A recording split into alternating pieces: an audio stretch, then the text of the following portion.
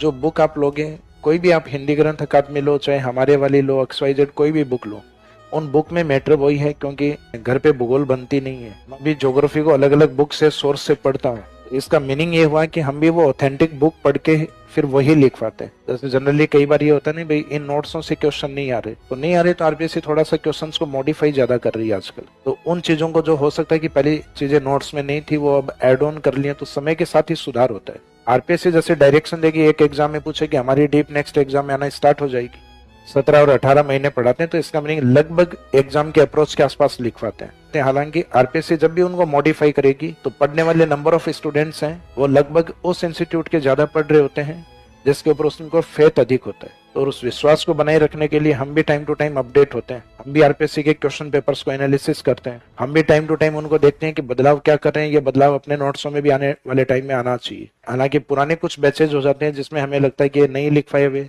तो आरएस के पास में अपनी कुछ क्लासेस का वो मैटर होता है ना कि मैराथन क्लास करके चलाते हैं, जिसमें स्टूडेंट्स का एक बार वापस रिवीजन होता है। उन क्लासेस के माध्यम से हम कुछ अपडेट भी करवाते हैं। तो ऐसा नहीं है कि जो सर वो बैच चले गए उनको तो आपने धोखा दिया होगा, तो धोखा नहीं दिया, उनका जो कुछ पार्ट उस समय के अकॉर्डिंग नहीं लिखा पाए थे, या कुछ पार्ट जो अपडेट हो गया वो समय के साथ हमने उनको अपडेट करवाया भी है बाद में। ये पुरानी अभी नहीं है, पुरानी जो क्लासेस हैं स्प्रिंग बोर्ड की, वो भी यूट्यूब के ऊपर कई जगह मैराथन के नाम से हैं आपके। कई बार हमने वो 6 घंटे में करवाया, कभी आरएस प्रीलिम्स के टाइम हमने 9 घंटे में करवाया, कभी 15 घंटे में करवाया।